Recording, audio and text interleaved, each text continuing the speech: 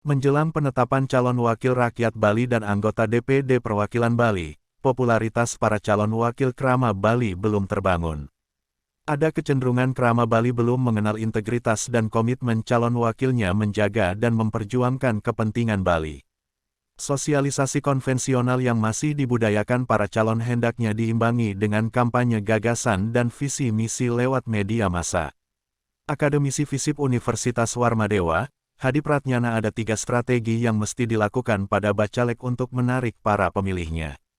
Pertama, segmenting, yaitu segmentasi apa yang ingin dituju para Bacalek untuk menarik simpatisannya. Kedua, branding dan targeting, bagaimana Bacalek membranding dirinya sebagai figur yang dicintai para pemilih. Ketiga, positioning, memposisikan diri pada isu-isu tertentu. Segmenting itu adalah segmentasi apa yang ingin dituju oleh si caleg ini atau politisi ini. Yang kedua itu ada yang namanya branding dan targeting, itu bagaimana dia membranding dirinya sebagai figur apa yang dia ingin tampilkan dirinya. Yang ketiga itu adalah sebagai positioning itu bagaimana si caleg ini memposisikan dirinya dalam isu-isu tertentu.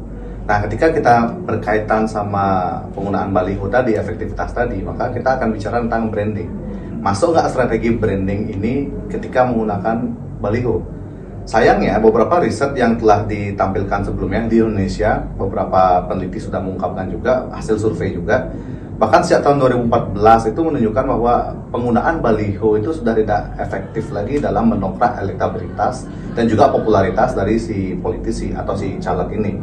Sebenarnya ketika kita menyasar target pemilih itu ya, yang mana sekarang ini kan pemilih itu banyak di generasi milenial dan juga generasi Z.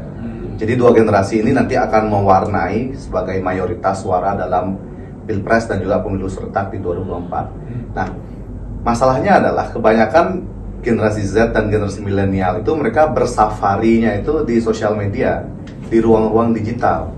Sehingga strategi yang sebenarnya lebih masuk untuk menyasar mereka yaitu kampanyenya di ruang sosial media tadi, entah menggunakan platform seperti Instagram, TikTok sekarang lagi ramai, dan Twitter dan sebagainya. Makanya ketika kita bicara efektivitas dari penggunaan baliho ini, jika dibandingkan dengan sosial media tentu jauh sekali di bawah. Terkait dengan sosialisasi yang menggunakan baliho, dikatakan masuk pada strategi branding. Namun, strategi konvensional ini tidak efektif untuk mendongkrak elektabilitas dan popularitas caleg.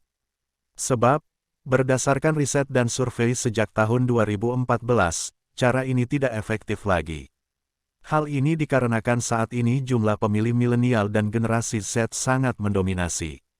Bahkan, jumlahnya hampir 60% dari total pemilih yang ada. Kebanyakan pemilih muda ini bersafari di media sosial dan ruang-ruang digital. Hadi mengatakan alasan masih banyaknya caleg yang menggunakan baliho dalam sosialisasi hanya untuk menunjukkan power dan eksistensi. Ketika caleg menempatkan baliho di suatu tempat menunjukkan bahwa tempat tersebut merupakan daerah teritorialnya. Sehingga, caleg lain tahu bahwa teritori tersebut sudah dikuasai oleh caleg bersangkutan. Padahal, biaya sosialisasi dengan menggunakan baliho cukup mahal. Terkait segmentasi sosialisasi lewat media massa, seperti televisi dan koran, dikatakan masih cukup signifikan. Apalagi, media massa memiliki massa yang setia untuk menonton televisi dan membaca koran. Terutama menyasar generasi boomers dan di atasnya. Terlebih, informasi yang disajikan memiliki keunggulan dibandingkan media sosial. Karena informasi yang tersebar lewat media TV maupun koran sudah melalui proses editorial. Pengamat kebijakan publik Universitas Warmadewa, Anak Agung Gede Brahmantia Murti menyampaikan terjun ke dunia politik, para calon mestinya menyiapkan modal politik yang cukup tinggi. Terutama untuk biaya sosialisasi ke tengah masyarakat. Dikatakan, kehadiran media sosial memang menjadi ruang yang terbuka dan dapat dimanfaatkan oleh Bacalek dalam memperkenalkan dirinya.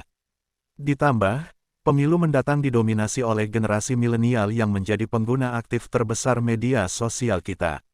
Meski demikian, kegiatan-kegiatan sosialisasi langsung ke tengah masyarakat tidak bisa ditinggalkan begitu saja.